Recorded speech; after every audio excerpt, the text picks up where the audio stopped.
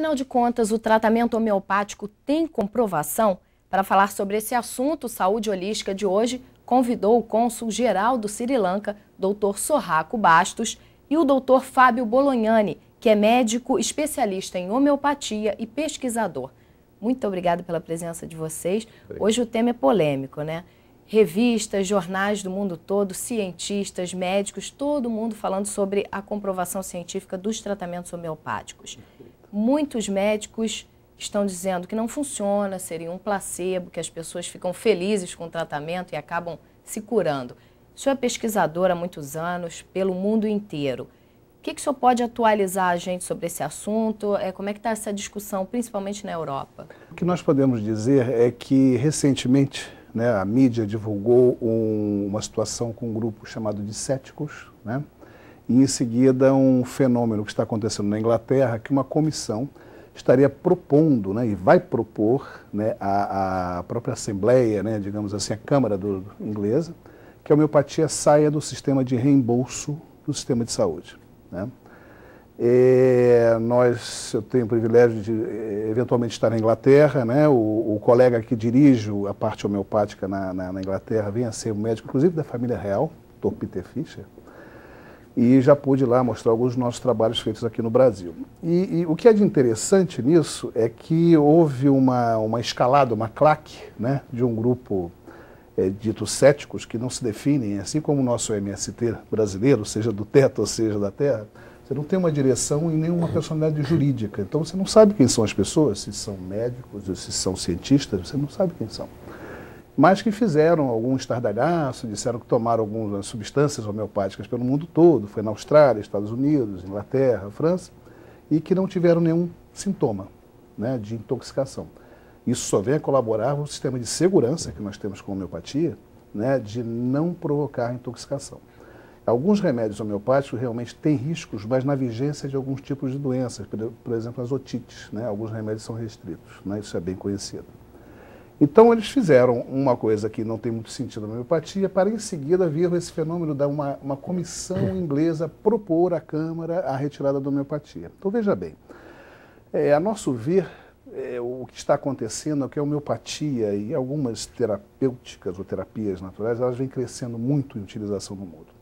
Nós temos a Organização Mundial da Saúde que indica, a partir de 2005, inclusive a homeopatia em todo o serviço de saúde do mundo. Aqui no Brasil nós temos a portaria do Ministério da Saúde, que se chama 971, indicando a homeopatia como acupuntura e outras terapêuticas, a inserção no serviço de atendimento público, no SUS. Inclusive com verba destinada à pesquisa e à presença dos profissionais. Então, o que acontece?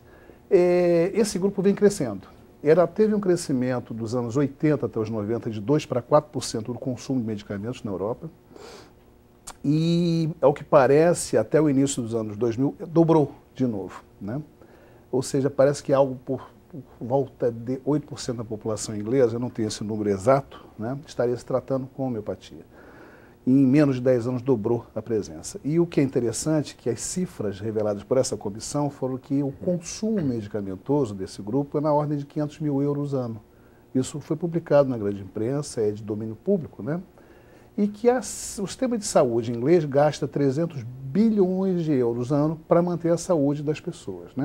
Então veja bem, se nós formos computar que 8% da população que não se trata com homeopatia, estaria mais ou menos consumindo, vamos dizer assim, 24 bilhões de euros. Vamos dividir isso pela metade, que seriam medicamentos, vamos dizer assim, que seria o custeio de saúde, 12 bilhões de euros para tratar doenças símiles, e que são de origem crônica. Onde é que a homeopatia se aplica? Principalmente no consumo exagerado de medicamentos por doenças crônicas, tipo a artrose, as artrites, as doenças reumáticas, as doenças crônicas respiratórias, que inserem uma série de custos pela cronicidade e pelos fenômenos agudos que acontecem, que são as crises de bronquite, as crises de dor, e que obrigam a pessoa a usar vários medicamentos que, numa fase aguda imediata, podem aliviar, mas no uso crônico eles são nocivos à saúde. E aí que entra o conceito do remédio homeopático, restabelecendo, indicando esse indicador de restabelecer digamos, o padrão de saúde. Então, em termos gerais, nós vemos assim como um estertor, né, de um grupo que está realmente um pouco assustado. Porque, veja bem, houve um consumo financeiro muito grande para agredir a homeopatia. Se vocês foram ver, não existe propaganda de homeopatia na televisão nem nos jornais. Isso significa, Fábio, que existe um interesse econômico por trás. Sim, vejam bem, se você consome 500 mil euros para manter um grupo com uma doença crônica, e de um outro lado, vamos supor, digamos que seja na ordem de 12 bilhões de euros, a diferença é muito grande, né? E isso, obviamente, né, gera menos recursos para um grupo, digamos assim, que trabalha na área governamental, e nós sabemos os inconvenientes que isso pode acontecer. Já em países, né, onde há uma preocupação muito grande em relação à economia, né, e à própria saúde do povo, né, esse tipo de racionalidade de uma medicina mais, digamos, mais simples e mais eficaz. E mais barata. E mais barata, ela realmente é de interesse maior. Por isso que a Organização Mundial da Saúde tomou essa iniciativa em 2005. Né? Bom, o que houve? Ela tomou essa iniciativa após amealhar toda a quantidade de pesquisas que comprovavam os efeitos da homeopatia.